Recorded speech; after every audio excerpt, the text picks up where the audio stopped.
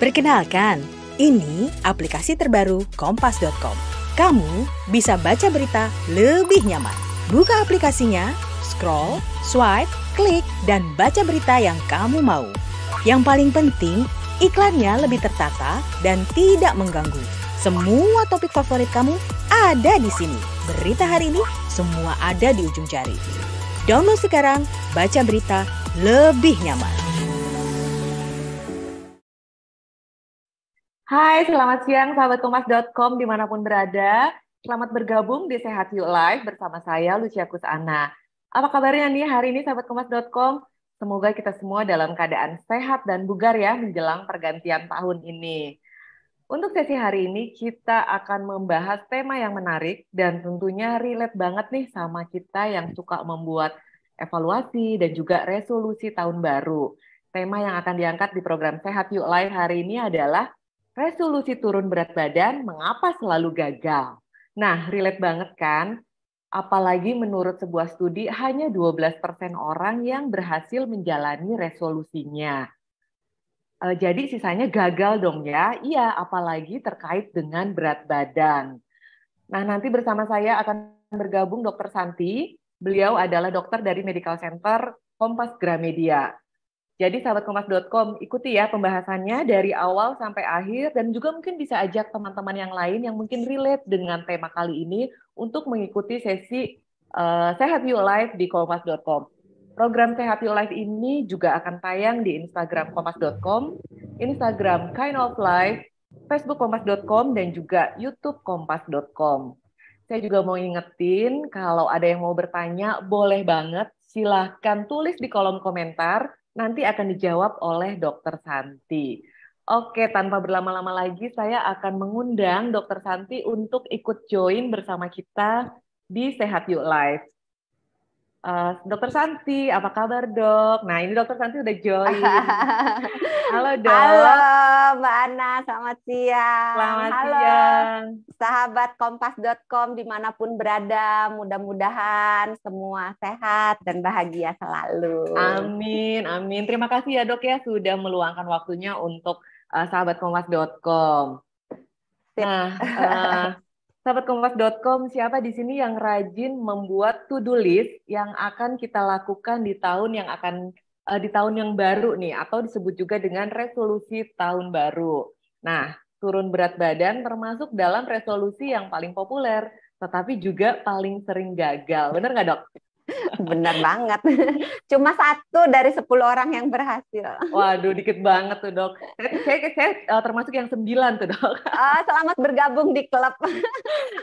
Nah, untuk mengupas apa saja sih penyebab-penyebab kegagalan dalam menurunkan berat badan, kita akan langsung tanya-tanya aja yuk sahabat Kompas.com ke Dr. Santi, dan juga boleh disiapkan nih pertanyaannya nih terkait tema tadi. Dok, jadi apa dok? Mengapa mayoritas tadi 9 orang tadi itu gagal dok dalam menurunkan berat badan? Sebenarnya jawabannya tuh gampang banget. Karena semuanya itu berharap sulap alias sihir alias magic gitu. Nah naik berat badannya kan nggak semalam gitu. Betul. Nggak seminggu, nggak sebulan terus langsung naik 10 kilo, 15 kilo. Kan sedikit-sedikit seon-seon gitu kan. Nah terus kenapa turun berat badannya berharap dalam waktu seminggu, sebulan udah turun 20 kilo gitu. Tinggal dibalik aja. Kalau kita jalan itu sama kayak kalau kita jalan pergi naik gunung gitu. Nah, terus turun gunungnya kan kita harus menjalani jalan yang sama tetapi dalam arah yang berlawanan gitu. Nah, jadi kalau mau berhasil ya kita menjalani proses yang berlawanan dari proses yang menyebabkan kita naik berat badan dengan waktu yang nggak bisa disulap jadi lebih cepat, dengan waktu yang berjalan juga dengan proses yang kalau dibilang berat ya ada harga yang harus dibayar. Hanya murah atau mahalnya tergantung seberapa kuat niat kita. Kalau niat kita amat sangat kuat, itu biasanya harganya kesannya murah banget, gampang gitu. Jadi tadi kalau naiknya kan pelan-pelan, turunnya juga nggak bisa instan gitu ya dok ya? Iya. Penurunan berat badan itu dianjurkan maksimal 2 sampai 4 kilogram per bulan yang dianggap sebagai batas aman, yang tidak mengganggu proses di dalam tubuh, dan biasanya kalau antara 2 sampai 4 kilogram per bulan itu penurunan berat badannya abadi, tidak yoyo. Yang ditakutkan kan yoyo, turun 15 kilo, 20 kilo dalam sebulan tapi terus balik lagi, atau lebih berat dari berat seperti semula gitu. Iya dok, biasanya kan orang kebanyakan memang gitu dok, yoyo, turunnya 5 kilo, naiknya jadi 7 kilo. Iya. Nah, supaya nggak yoyo, turunnya pelan-pelan. Oke, jadi tadi selain pengennya instan, apa aja nih dok kesalahan-kesalahan lain yang sering dilakukan saat mencoba menurunkan berat badan?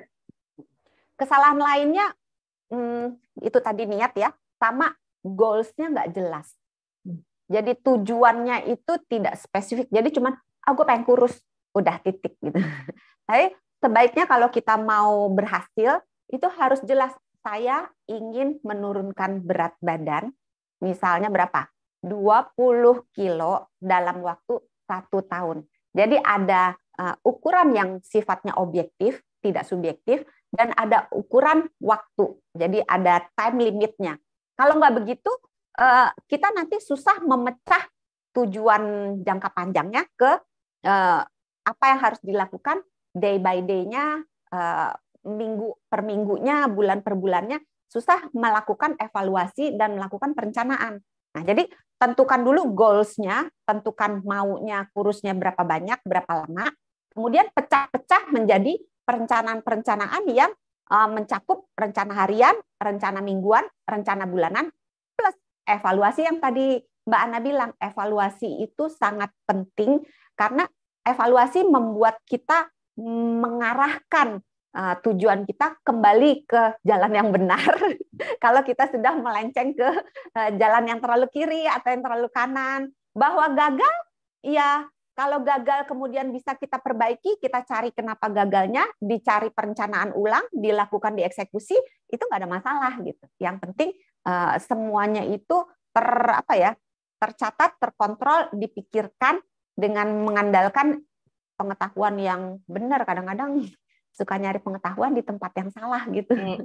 Betul dok, mentang-mentang gampang dok, tinggal googling terus dapat infonya malah yang salah gitu. Iya, jadi cari info di tempat yang benar, kompas.com misalnya, itu channel-channel yang terpercaya. Nah, tadi dok, dalam hal menetapkan target, tadi kan dokter bilang pasang target yang apa namanya, yang jelas gitu kan dok ya, tadi misalnya 20 kilo dalam setahun, kemudian ada perinciannya gitu. Nah, jadi memang sebaiknya kita langsung pasang target itu jangan langsung, maksudnya 20 kilo itu ya harus dirinci lagi gitu ya dok ya? Iya, dan target itu jangan terlalu muluk. Kalau kita harus kenal diri kita. Ada orang yang punya persistensi yang sangat kuat gitu. Itu bisa, gue nggak mau makan gorengan. Dalam waktu sekejap langsung pantang gorengan, nggak makan gorengan, nggak ada masalah gitu. Tapi nggak semua orang punya kemampuan seperti itu. Kalau nggak punya kemampuan seperti itu, jangan memaksakan diri. Jadi pasang target juga target yang memungkinkan untuk dicapai. Jadi jangan pasang target, gue mau turun 100 kilo dalam waktu, 100 kilo kebanyakan ya. 50 kilo dalam waktu 3 bulan misalnya. Ya itu ngimpi lah. Jadi ya itu, pasang target, jangan terlalu muluk, target jangka panjang dipecah ke target jangka pendek. Jadi juga ingat-ingat kemampuan diri juga ya dok ya tadi. Iya. Nah dok tadi kan kayaknya rumit ya dok ya, harus ada target bulanan, terus nanti dirinci ke dalam harian ya. Itu kayaknya memang mungkin nggak dok kita melakukannya sendiri atau memang harus dibantu ahlinya nih, dalam hal ini dokter gitu? Sebetulnya kalau untuk kebanyakan orang yang sehat, yang tidak punya penyakit baik raga maupun psikis, itu biasanya bisa melakukan program-program sepanjang yang dilakukan itu masih dalam batas toleransi di bidang kesehatan. Dalam arti gini, misalnya saya ambil contoh diet keto, itu kan trending banget ya, nggak makan karbo atau makan karbo sangat sedikit, tetapi makan proteinnya sangat banyak. Nah, tidak semua orang diperbolehkan menjalani diet keto gitu. Jadi kalau mau diet yang aneh-aneh, yang di luar dari patokan makan pada umumnya yang dari Kementerian Kesehatan Republik Indonesia, maka lebih baik konsultasi ke dokter. Tapi kalau cuma sekedar mau ngurangin garam, mau ngurangin gula, mau ngurangin gorengan gitu, sepanjang itu masih dalam koridor makan yang seperti biasanya dianjurkan oleh Kementerian Kesehatan, itu masih oke, enggak konsultasi masih oke gitu. Tapi kalau udah mulai spesifik pola dietnya, udah mulai spesifik tuntutan-tuntutan yang diperlukan untuk menjalani pola diet tersebut, itu sebaiknya konsultasi dulu ke dokter. Ya, apalagi kalau kita memang punya penyakit bawaan ya dok ya, tadi kayak misalnya kita punya diabetes atau kita punya kegemukan, itu kan pasti beda lagi case-nya ya dok ya? Iya. Kalau dia punya penyakit, entah hipertensi, entah diabetes, atau mungkin gangguan imun, itu atau ginjal ya, atau gangguan hati, itu sebaiknya, pokoknya kalau punya penyakit sebaiknya konsul dulu ke dokternya. Kalau nggak punya penyakit, pada dasarnya sepanjang cuman ngurangin karbo sedikit gitu ya, ngurangin lemak sedikit, lemak jahat ya, itu masih oke. Nah, oke, tadi kita sekarang bicara tentang sumber-sumber informasi, dok. Tadi kan juga memang di zaman era digital ini kita cari informasi tinggal buka tinggal buka HP aja udah banyak tuh, dok. Nah, bagaimana membedakan mana sih diet yang memang aman, mana diet yang itu tadi selain yang targetnya juga nggak muluk-muluk, tadi tuh apalagi dok yang perlu kita perhatikan gitu, dok? Selain target tadi perencanaan udah ya. Terus tadi yang edukasi Mbak Ana udah singgung itu memang sangat krusial karena pengetahuan yang cukup memadai dari sumber yang terpercaya itu bisa diandalkan untuk membantu menurunkan program menurunkan berat badan. Contoh, ketika saya post di IG saya tentang jumlah gula yang terkandung dalam sebatang coklat gitu. Itu banyak yang japri saya, wow, taunya dari mana gitu, yang benar gitu, kok banyak banget ya gulanya gitu. Nah, padahal itu sebenarnya hanya pengetahuan tentang bagaimana cara membaca nutrition fact atau apa ya bahasa Indonesianya mana, komposisi nilai gizi yang ada di belakang kemasan dari makanan, kemudian itu diterjemahkan ke dalam ukuran rumah tangga. Jadi biasanya nih, kalau dibalik kan ada tulisannya sugar atau garis miring gula sekian gram. Orang kadang-kadang nggak bisa membayangkan sekian gram itu berapa sendok makan, berapa sendok teh gitu. Nah biasanya saya konversikan ke sendok teh. Jadi 1 gram gula itu 4 sendok teh. Nah, pengetahuan ini tuh didapatnya dari channel-channel yang kita harus yakini validasinya apa terpercaya, nggak abal-abal, dan jangan cuman ilmu dengar dari grup doang kalau yang ngomong juga bukan pakarnya. Iya, jadi kita juga harus filter lagi ya dok ya semua informasi. Kita juga kalau itu kita bisa recheck lagi, tanya lagi ke dokter kalau perlu gitu ya dok ya. Oke, terus dok tadi balik lagi ke soal turun berat badan. Kalau kita ingin menurunkan berat badan cukup nggak sih dok hanya dengan membatasi kalori? Maksudnya ngatur makan gitu? Iya. Ini pertanyaan netizen yang pada mager ya. Boleh nggak dok hanya batasi makan aja gitu, tapi nggak disuruh keringetan gitu dok? Jujurly bisa. Oh, bisa. Tetapi kita kalau mau nurunin berat badan harus melihat jangka panjangnya dan jangka pendeknya. Jangka panjangnya mau sehat apa enggak? Kalau jangka panjangnya mau sehat, tentunya program berkeringat mengeluarkan energi dengan berolahraga, bergerak itu menjadi sangat penting. Karena dalam jangka waktu panjang, kalau kita melatih tubuh kita, membentuk massa otot, maka massa otot itu akan membantu kita bisa makan dengan lebih kenyang dalam tanda kutip, tanpa takut gemuk gitu. Karena otot membakar lebih banyak kalori daripada lemak. Nah, kalau kita misalnya menambah massa otot, kemudian harinya enak. Tapi kan ini proses yang melelahkan dan bikin frustrasi. Contoh nih, saya kasih perbandingan.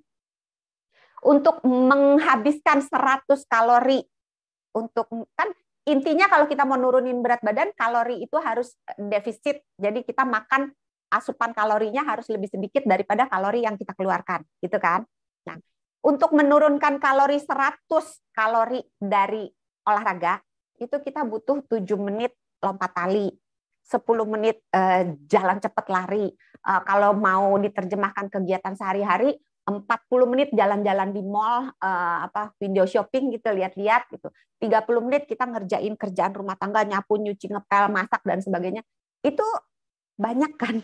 Kayaknya aduh cuma 100 kalori doang gitu. Sementara kalau kita mengatur makan, mengurangi 100 kalori itu cukup cuman ngurangin misalnya 1 gorengan. 1. Misalnya ngurangin kerupuk 2 atau 3 biji.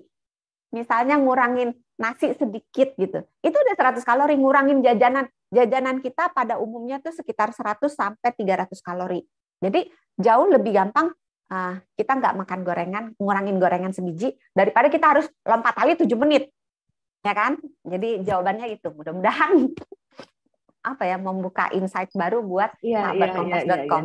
Betul, itu ngagetin sih dok tadi kalau misalnya, apalagi kalau kita ngurangin tadi dok jajan-jajan es kopi kekinian itu ya dok yang manis banget itu 1 gelas aja jangan-jangan udah bisa membatasi. Bisa 300 kalori. Tergantung gulanya, tergantung creamernya, tergantung apa yang dimasukkan ke dalam minuman kekinian itu. Boba itu gulanya bisa antara 30 sampai 50 atau 60 gram.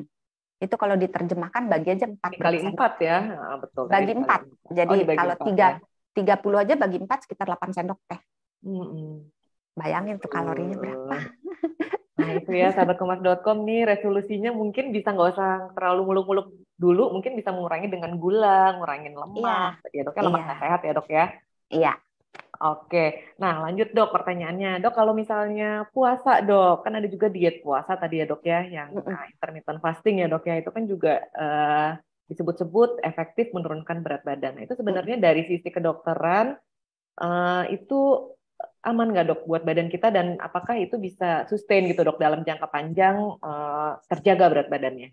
Nah, iya, berarti kalau intermittent fasting itu kan jenisnya macam-macam. Ada yang tadi Windows, dia tidak makan selama 16 jam, kemudian makan selama 8 jam misalnya. Atau yang pakai 5-2, 5 hari dia makan biasa, 2 hari puasa. Atau dia pakai yang apalagi ya, pokoknya sehari puasa, besoknya makan normal, lusanya puasa gitu. Semuanya itu tergantung setiap orang. Saya tidak bisa menyamaratakan, oh ini pasti aman kok. Tidak. Karena pada beberapa kelompok orang, itu intermittent fasting harus di bawah konsultasi dengan dokter. Contoh, orang yang punya penyakit diabetes, anak yang sedang dalam masa pertumbuhan, ibu hamil, orang-orang yang punya penyakit misalnya gangguan pencernaan, orang-orang yang punya penyakit gangguan imun, itu sebaiknya konsultasi dulu. Tetapi kalau orangnya itu sehat, lahir dan batin, itu biasanya masih diperbolehkan sepanjang itu tidak menghasilkan keluhan-keluhan secara fisik yang bermakna gitu. Dan tentunya jangan lupa dicek juga parameter-parameter fungsi ginjalnya, fungsi hatinya, gulanya, dan seterusnya. Betul. Secara general aman. Ya. Jadi tapi juga tadi ya dokter udah mention nih sahabat kompas.com. Jadi jangan hanya targetnya jangan hanya jumlah kilogram yang turun, tapi juga kita harus lihat parameter lainnya. Iya. Kurus, tapi kalau nggak sehat kan buat apa ya dok ya? Iya. Kurus tapi sakit mah gitu kan. Nah itu dia. Nah satu lagi dok pertanyaannya sebelum kita menjawab pertanyaan dari sahabat kompas.com nih yang udah mulai banyak nih masuk nih. Soalnya terkait berat badan itu biasanya emang rame dok. Rame banget karena banyak yang mau tapi sedikit yang dapat. Dok, kalau dalam hal menurunkan berat badan, boleh nggak dok pakai obat dok? Obatnya apa nih? Yang suka dijual-jual di internet. Kalau mau obat di bawah konsultasi dokter nggak apa-apa. Tetapi obat biasanya itu merupakan jalan yang paling akhir gitu ya, selain operasi. Itu jalan yang paling apa ya, kalau udah mentok kiri, mentok kanan, mentok depan, mentok belakang, atas bawah mentok gitu, barulah pakai obat. Sebenarnya menurunkan berat badan itu gampang-gampang mudah. Mbak Ana jengkel nih, kok gampang-gampang mudah. Soalnya di saya susah, Dok. Susah itu karena mindsetnya dan nggak punya nggak punya strategi gitu. Kalau punya strategi ya itu tadi, pelan-pelan dilakukan perubahan-perubahan, perubahan yang dilakukan menyesuaikan dengan kemampuan diri. Jadi kita kenali dulu nih, setiap orang punya sumber sumber biang kerok naikin berat badan itu yang beda-beda. Saya misalnya, saya itu paling susah menolak yang asin-asin, gorengan lah, pokoknya yang asin-asin. Tapi mungkin orang lain kalau asin nggak gitu suka, susahnya nolak yang manis-manis gitu kan. Nah, kenali sumber untuk biang kerok menggagalkan kita turun berat badan, terus ditangani satu persatu. Contoh, kayaknya gue harus ini nih ngurangin gula. Ya udah, carilah strategi bagaimana caranya ngurangin gula. Atau kayaknya gue makan sih udah bagus tapi mungkin geraknya yang kurang. Ya udah, carilah strategi bagaimana kita yang bisa memacu kita untuk mau olahraga dan olahraga. Nggak cuma maunya doang gitu. Betul. Jadi banyak jalan menuju penurunan berat badan dan obat itu jalan terakhir ya, Dok, senjata Jalan terakhir terakhir. ya. Iya, tapi memang ada ikut-ikutan. beberapa obat yang bisa nurunin berat badan. Oke, Dok, sebelum saya yang tanya-tanya, Dok, ini karena udah banyak nih sahabat Kompas.com, kita jawabin pertanyaan sahabat Kompas.com aja, Dok, ya. Boleh. Nah, ini dari IG-nya, dari akunnya syahruramadan_s.pd. Dok, mau nanya, apa sih, Dok, penyebab berat badan naik drastis katanya? Iya. Selamat siang, Mas Syahru Ramadan, sahabat Kompas.com yang sedang naik berat badan. Sebenarnya naik berat badan itu jarang yang drastis. Kalau drastis, biasanya ada penyakit. Contoh, misalnya ada pengumpulan cairan di rongga perut, atau ada pengumpulan cairan di kaki, itu biasanya naik berat badannya bisa drastis. Tapi kalau naik berat badan akibat pola hidup yang salah, makan yang berantakan, olahraga atau gerak yang tidak dilakukan, tidur yang kurang. By the way, tidur pengaruhnya besar ya terhadap program penurunan berat badan. Selama ini orang selalu pikir makan, olahraga, lupa tidur. Tidur pengaruhnya besar. Dan tata kelola stres yang jelek itu biasanya naiknya pelan-pelan. Jarang yang langsung naik 3 kilo gitu. Kalau langsung naik dalam waktu semalam itu naiknya banyak, itu biasanya ada penyakit yang mungkin harus dicari tahu ada apa gitu. Tapi kalau naiknya karena gaya hidup biasanya pelan-pelan tapi pasti.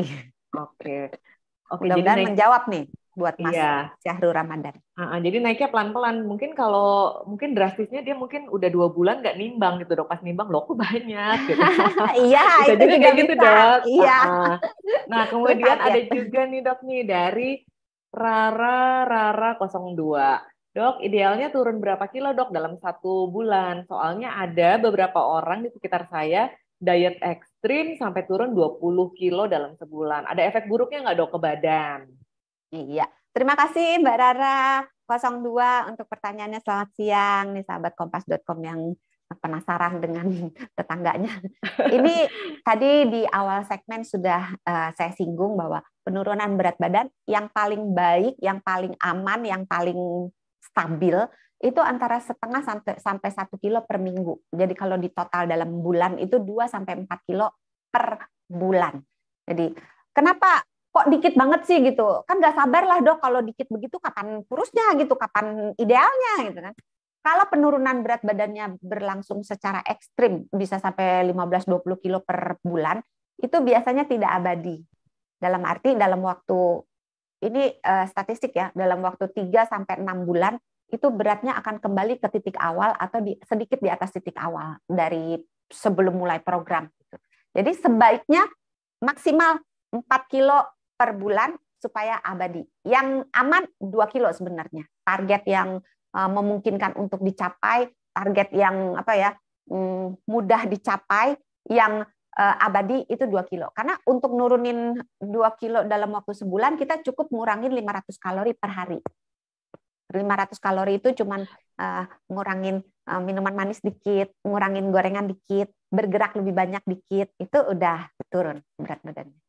Oke, jadi 2 sampai 4 kilo per bulan. Nah, kalau mau banyak-banyak, jadi kalau misalnya emang pengen mau merit, biasanya Dok kalau ada target-targetnya mau merit atau mau wisuda atau mau misalnya mau liburan pakai biar bagus ya jauh-jauh hari ya dok ya, jangan mendadak ya Iya, dok ya. iya, karena acara-acara gitu kan juga jarang mendadak. Merit misalnya kan jarang yang bulan depan merit terus langsung merit kan enggak. Ada Biasanya juga ada sih dok. persiapan gitu.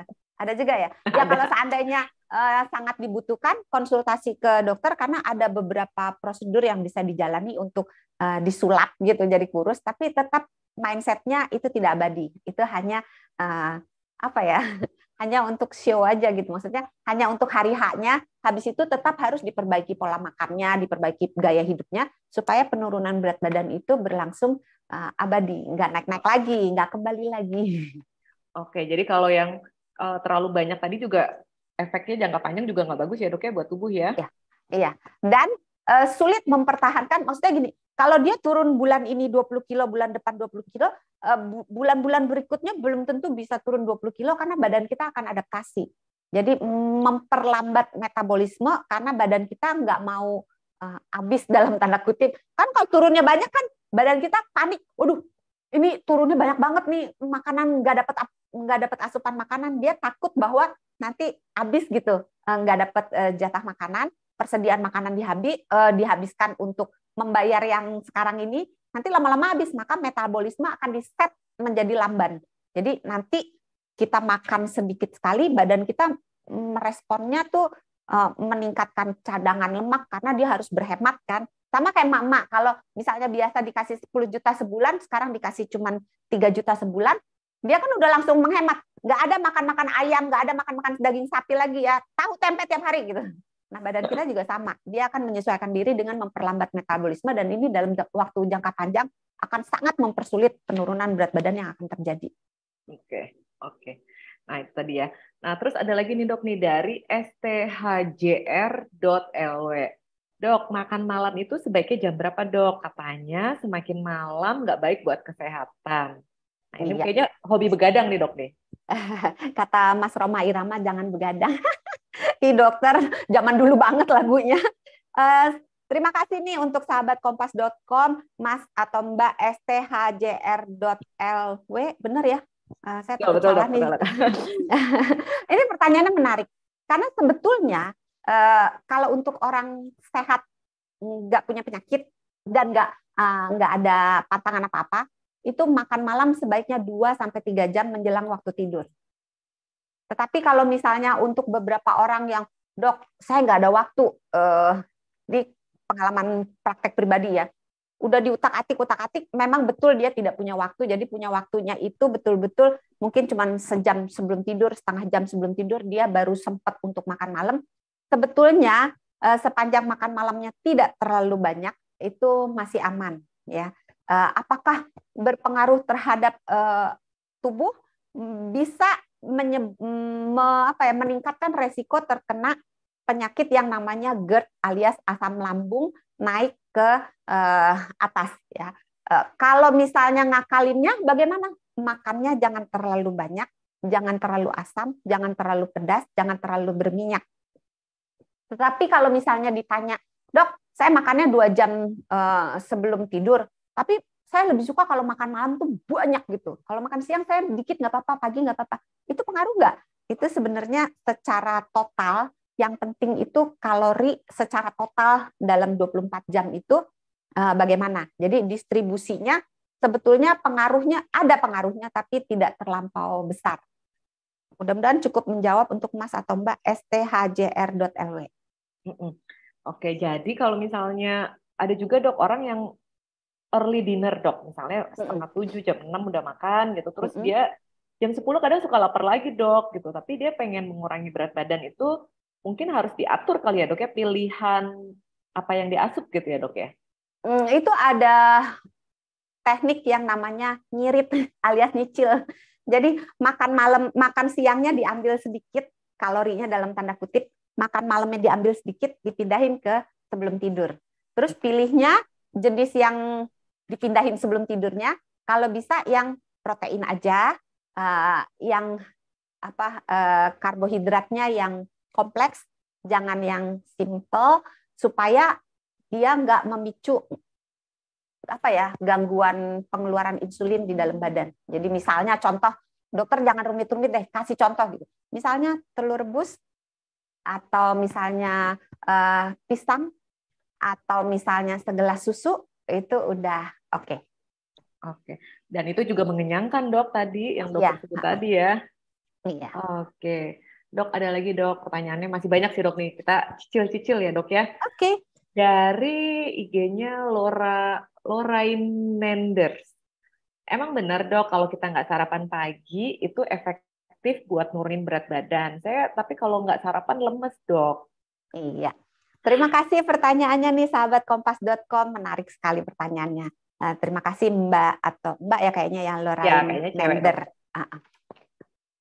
Tidak makan pagi termasuk salah satu upaya tadi itu puasa yang 16 jam. Karena kalau dia makan malam terakhir jam 8, dia jam 7 deh, supaya gampang itu. Makan malam terakhir jam 7 sampai besok pagi jam 7 itu baru 12 jam. Berarti dia kalau makan siangnya antara sekitar jam 10, jam 11, melewatkan makan pagi itu udah masuk puasa. Tetapi tidak semua orang bisa melakukan itu. Nah, kalau misalnya Mbak Lorraine Nender ini rasa ingin berpuasa, pastikan nggak ada penyakit dulu, nggak ada sakit mah, nggak ada sakit gula dan sebagainya.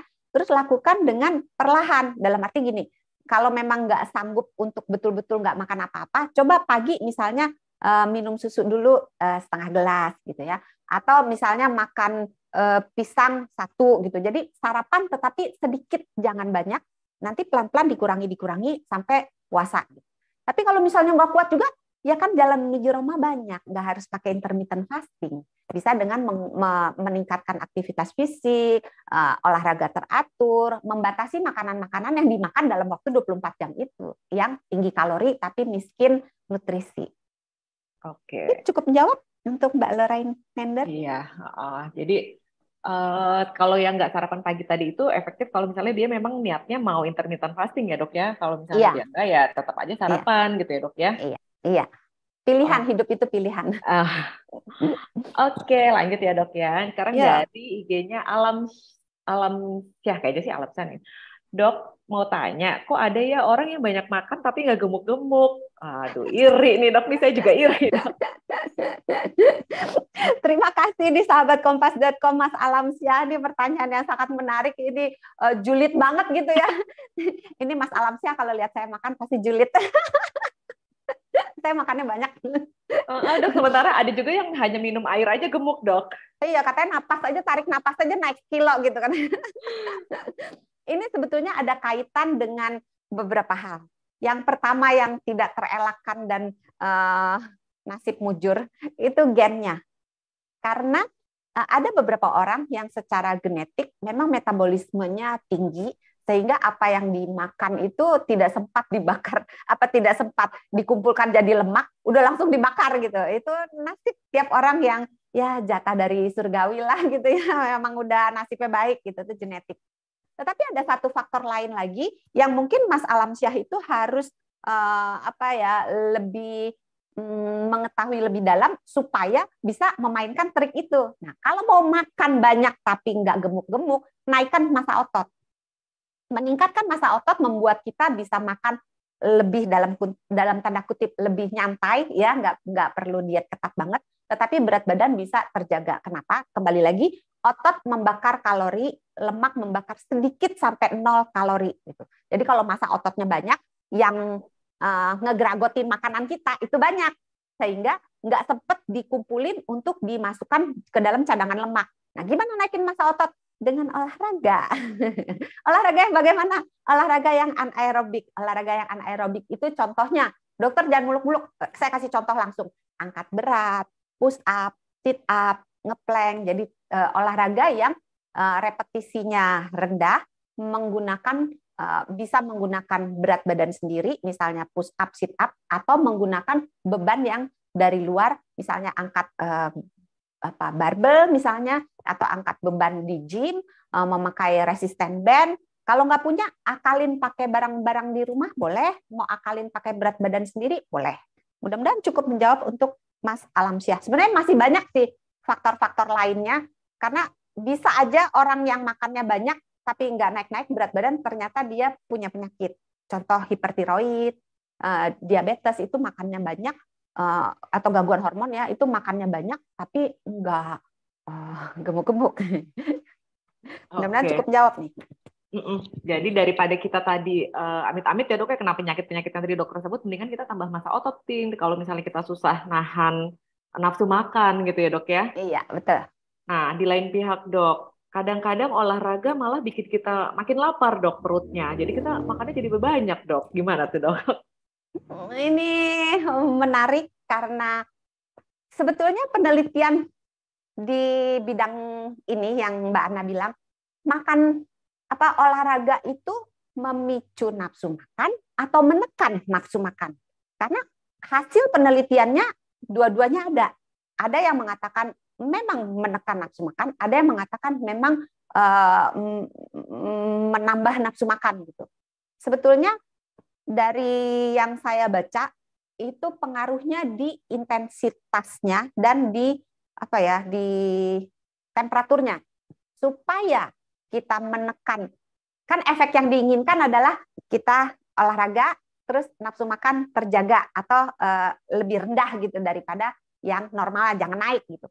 Itu tipsnya adalah naikin intensitasnya, karena kalau intensitasnya rendah, misalnya jalan santai sejam atau sejam setengah gitu, itu biasanya tidak, pengaruhnya terhadap nafsu makan itu sama atau malah naik sedikit.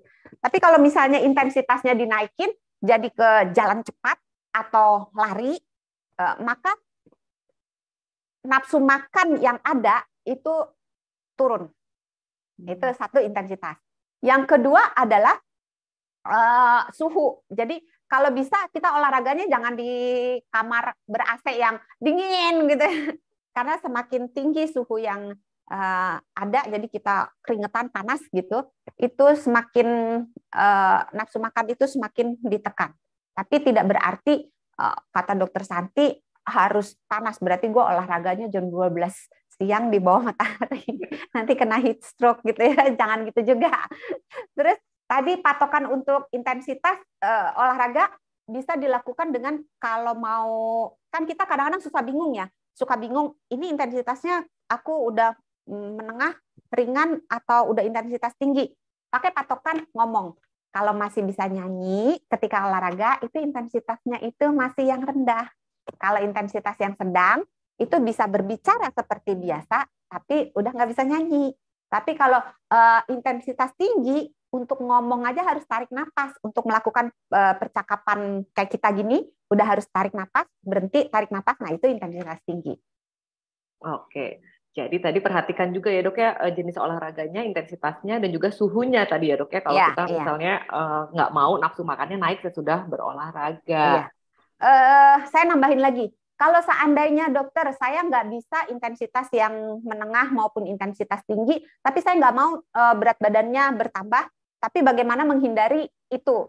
Nah, pilih, kalau memang mau makan, makan aja, tapi pilih jenis makanan dan jumlah makanan yang aman. Jadi jangan mentang-mentang, dokter Santi bilang nggak apa-apa makan, terus milkshake 1 gelas penuh gitu kan. Jangan gitu. Jadi makan makanan yang mengandung protein, jadi mungkin tadi ya telur rebus bisa, atau daging ayam. Kalau dokter mahal, tahu tempe boleh gitu ya, atau kacang-kacangan boleh.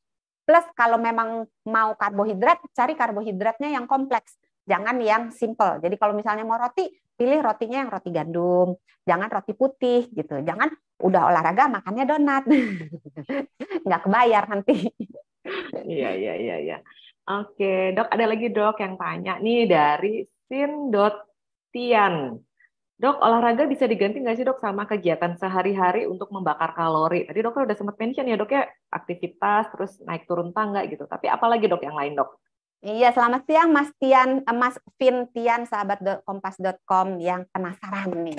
Sebetulnya segala sesuatu yang memaksa tubuh kita bergerak itu termasuk menghabiskan kalori, itu termasuk dalam kategori aktivitas fisik. Olahraga itu adalah aktivitas fisik yang terukur, yang ada rencananya, yang dibuat, dikondisikan. Jadi kalau misalnya kita mau sekedar kurus doang, itu aktif bergerak pun itu sudah menghabiskan kalori. Tetapi jangka panjangnya olahraga jauh lebih baik. Kenapa?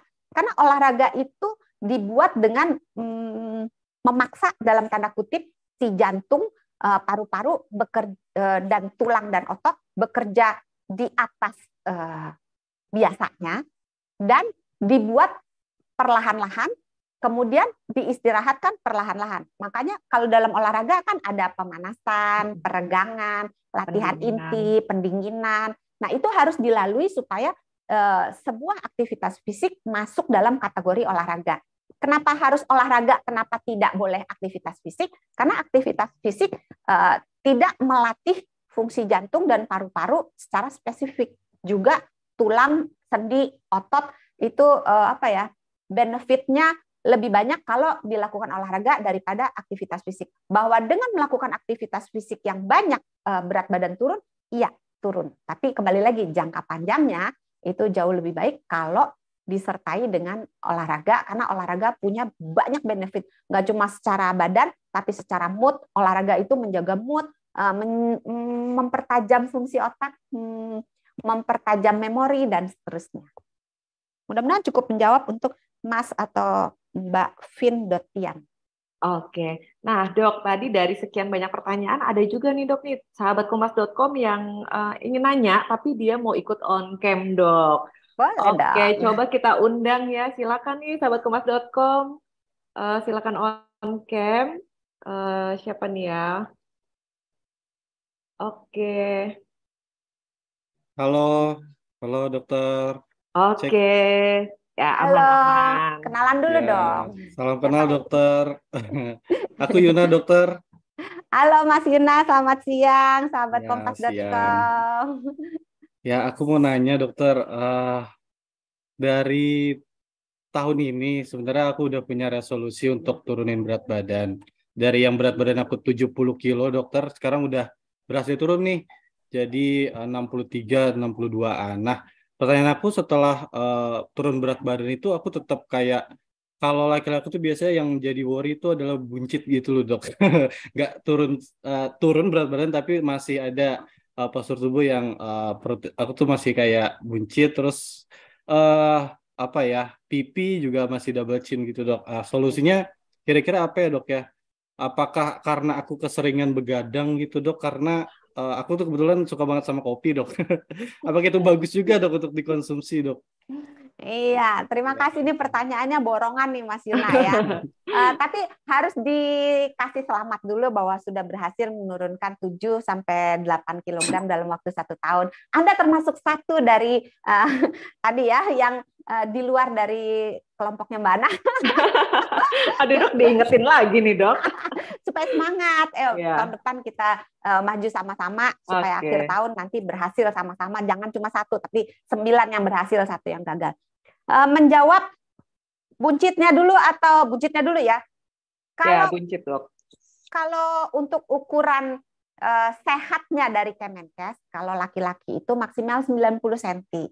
Kalau perempuan itu maksimal 80 cm. Coba ambil meteran, diukur, ayo berapa lingkar pinggangnya. Kalau nggak tahu cara ngukur lingkar pinggang, cari pusar, udel, apa bahasa ininya udel ya, pusar.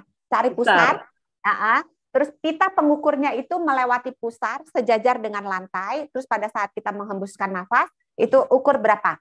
Nah, kalau misalnya masih di bawah 90, sebetulnya masih aman. Tapi kadang-kadang kan orang mau yang kayak di IG yang berkotak-kotak kayak roti sobek gitu kan.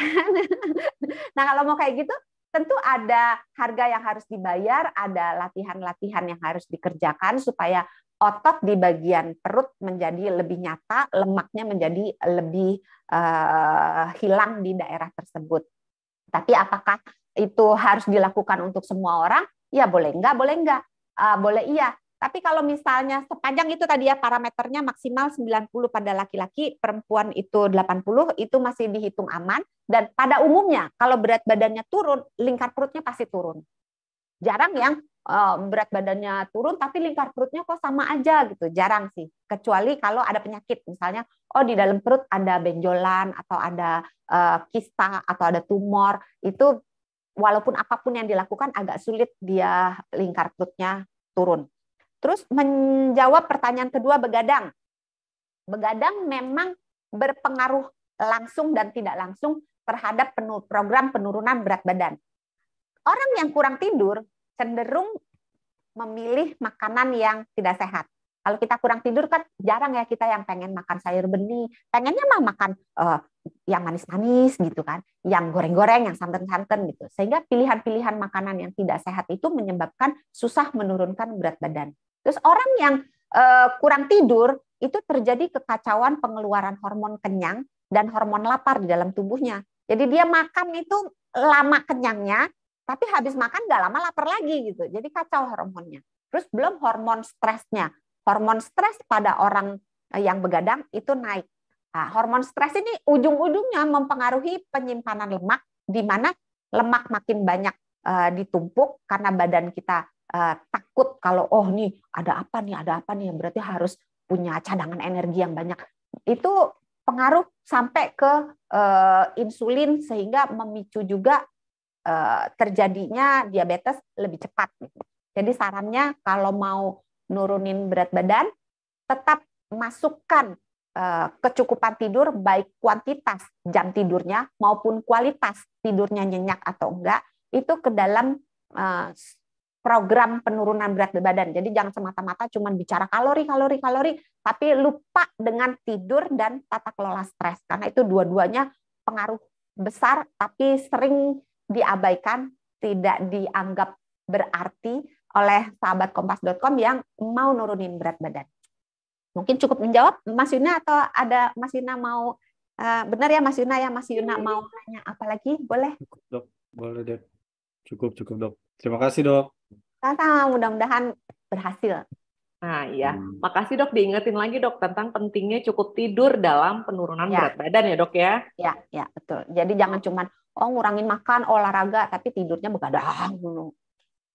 Oke, Dok, ini ada pertanyaan yang bagus banget Dok, dan tadi agak lupa Dok saya tanyain Dok di awal Dok, dari Rahmat Asfi. Sebenarnya gimana sih Dok cara mengukur berat badan sama tinggi badan gitu Dok? Terima kasih pertanyaannya untuk sahabat kompas.com, Mas Rahmat Asfi.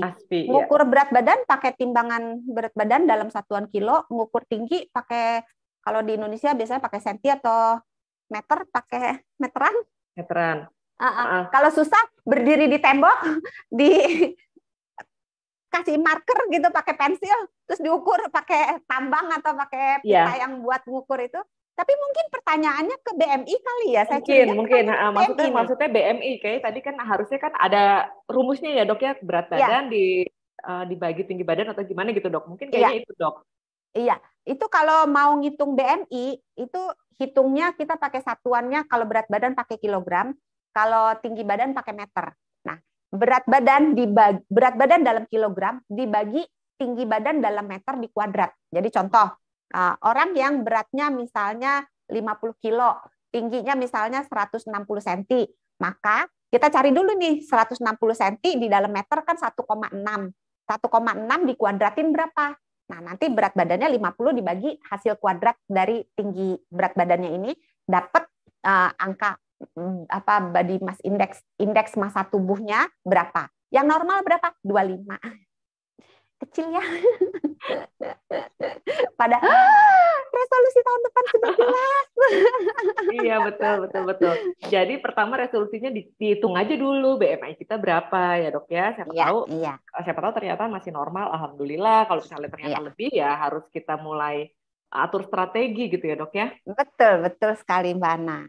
Oke, wah seru banget nih sahabat kompas.com pembahasan kita dengan Dokter Santi. Kayaknya 1 jam aja nggak cukup nih Dok, nih kayaknya perlu 2 hari Dok. Bungkus 2 hari. Oke, tapi sayangnya waktu kita sudah mau habis Dok. Nah sebelum saya tutup, ada beberapa hal nih yang saya highlight ya. Yang pertama, namanya hidup ya Dok ya, ada memang sesuatu yang tidak berjalan sesuai rencana, termasuk penurunan berat badan tadi. Kita udah bikin resolusi, saya tahun depan harus turun 15 kg, tapi ternyata tidak tercapai ya. Tapi jangan berkecil hati, karena ada banyak cara yang bisa kita lakukan untuk mencapainya. Termasuk dalam hal menurunkan berat badan. Tadi Dokter Santi udah menguraikan panjang lebar tentang tips-tipsnya, kiat-kiatnya gitu. Dan menurut saya cukup kayaknya sih cukup sederhana ya dok ya. Kayaknya sih harusnya bisa tadi ya ngurangin 500 kalori per hari tadi dengan tips-tipsnya. Aduh pokoknya bermanfaat banget dok tadi yang dokter Santi sudah sampaikan. Nah dokter Santi mungkin ada yang ingin disampaikan dok untuk sahabat kompas.com terkait dengan tips-tipsnya atau kiat-kiatnya supaya resolusi berat badan tahun ini tercapai dok, nggak kayak tahun-tahun yang sebelumnya gitu dok. Ya sebenarnya tipsnya gampang-gampang mudah. Nurunin berat badan itu mindsetnya diubah dulu bahwa menurunkan berat badan itu bukan proses yang sulit, bukan proses yang tidak mungkin dicapai gitu. Sepanjang kita konsisten dan kita punya target jangka pendek dan jangka panjang yang jelas, sepanjang kita melakukan review per bulan, per 3 bulan, per 6 bulan gitu, itu kita bisa punya punya action yang jelas, yang tujuan mencapai tujuan step by step, satu langkah kecil nggak apa-apa. Kita ngubah kehidupan. Ada orang yang bisa langsung 180 ya. Pokoknya balik dari terang ke gelap, dari gelap ke terang langsung dalam waktu sekejap, silakan. Tapi kalau nggak bisa ya redup-redup dulu, remang-remang dulu gitu, nggak masalah gitu ya. Jadi kenali diri sendiri, cari sumber informasi dari channel-channel yang terpercaya seperti misalnya kompas.com gitu ya. Jadi itu akan membuat kita punya peluru untuk bagaimana kita melangkah. Sedikit tidak apa-apa, yang penting konsisten dilakukan setiap hari, mengenali diri sendiri, dan jangan lelah untuk berjuang. Karena menurunkan berat badan itu proses, bukan sulap, bukan sihir, bukan magic. Iya, tadi ya dokter udah sebut juga, naik berat badannya kan pelan-pelan, ya turunnya juga nggak bisa langsung instan gitu ya dok ya? Betul. Proses. Oke. Baik, terima kasih banyak Dokter Santi untuk waktunya dan juga tips-tipsnya. Saya juga ingin terima kasih sekali lagi untuk sahabat kompas.com yang sudah meluangkan waktu untuk bergabung di Sehat Yuk Live pada hari ini. Untuk mengetahui informasi-informasi menarik dan juga update lainnya, jangan lupa follow media sosial kompas.com, ada Instagram kompas.com dan juga Kind of Life, dan juga YouTube channel, ada YouTube channel kompas.com dan juga Sehat Yuk, silakan like dan subscribe di sana. Saya Lucia Kusana pamit, sampai jumpa di program Sehat Yuk Live berikutnya. Sampai jumpa. Sampai jumpa. Perkenalkan, ini aplikasi terbaru kompas.com. Kamu bisa baca berita lebih nyaman. Buka aplikasinya, scroll, swipe, klik, dan baca berita yang kamu mau. Yang paling penting, iklannya lebih tertata dan tidak mengganggu. Semua topik favorit kamu ada di sini. Berita hari ini semua ada di ujung jari. Download sekarang, baca berita lebih nyaman.